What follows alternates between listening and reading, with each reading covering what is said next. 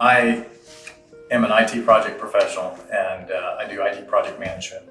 And so I have a lot of experience managing projects, but more the IT flavor. About 2015, I got involved in real estate investing, and I was with a different real estate investment group and paid some money to get in there. And after a year of looking, I finally found 3 properties all at the same time. One of those properties was a rock star from the very beginning. One of those properties was in the middle of the road, and one of those properties was a dog. It was something that caused me problems from the very beginning.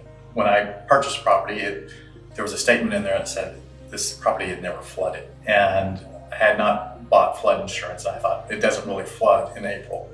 So then the April tax day flood happened, and it flooded. So it had about $40,000 worth of damage done to it. I got an SBA loan, got it fixed up, and then it flooded again the following year. This time I had insurance on it and was able to get it fixed. The problem is that when I asked the lawyer about how long it was going to take to get it fixed, if I had any recourse with the previous owner, they said, well, there's going to be a $20,000 retainer just to get me started, and your likelihood of recovering what you put into it is you're probably not going to get much more than what you put into it. So there was no recourse for me, and so I had an option: either sell it now at a loss or move forward with it. So I decided to go ahead and fix the property up. Got it covered by flood insurance. It flooded again. When it flooded the second time, that was right before Harvey. I had the insurance money from that flood.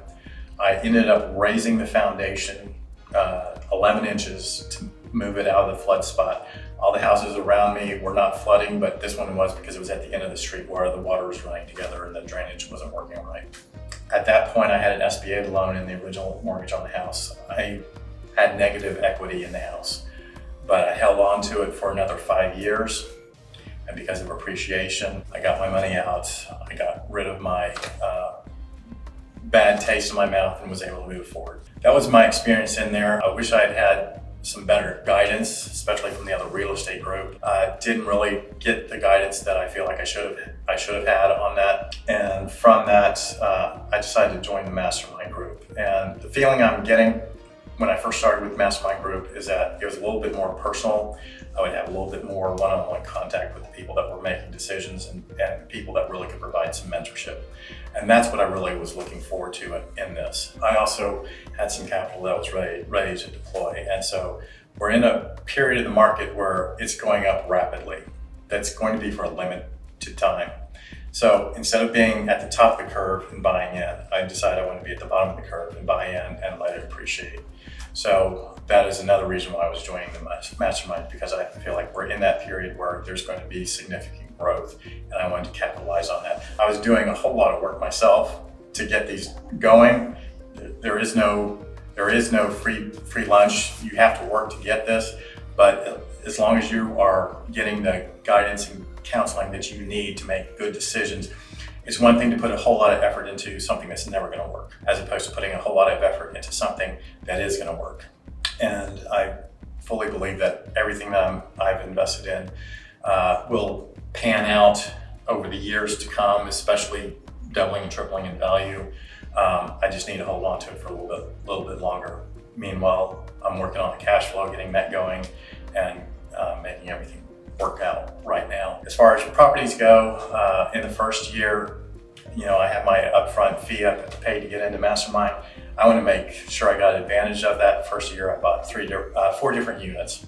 One was a duplex in Freeport, one was an Airbnb in Surfside, one was a triplex in Baytown, and a duplex in Stafford. So 3 of them on the coast, and one of them out in southwest Houston. And so that was my first year, and I would consider that to be a successful year.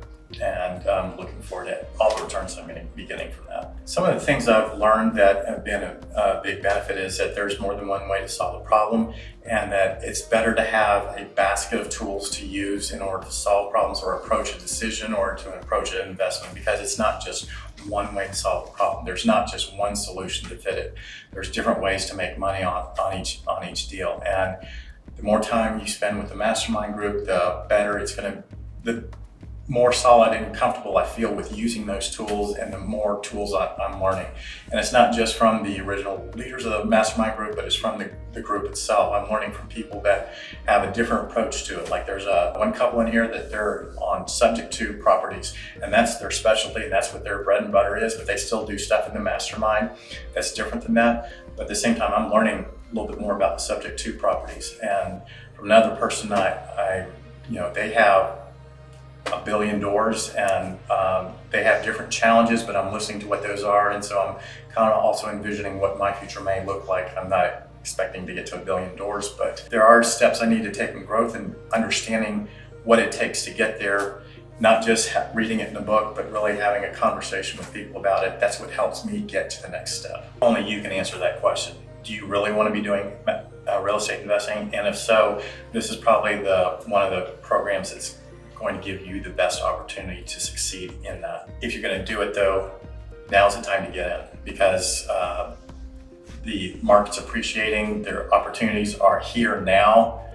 If you wait another 2 years to get in, you won't have the same opportunities. So take advantage of it now. If this model fits you and you're interested in doing real estate and you're ready to go, then I suggest you fill out the form and have that discussion with Rob and Jason so that this will work for you, because I think that there's a lot of opportunity there for you. I've encouraged other people that have just joined. I've helped talk them through it.